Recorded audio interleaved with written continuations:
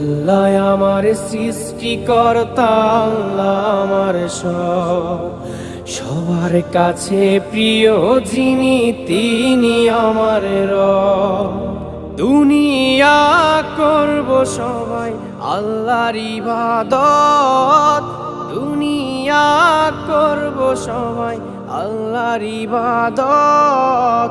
সব কিছুতে দিবেন তিনি তারি রহমত, সব কিছুতে দিবেন তিনি তারি রহমত। আল্লাহ আমার সৃষ্টিকর্তা, আল্লাহ আমার সবার কাছে প্রিয় যিনি তিনি আমার রব।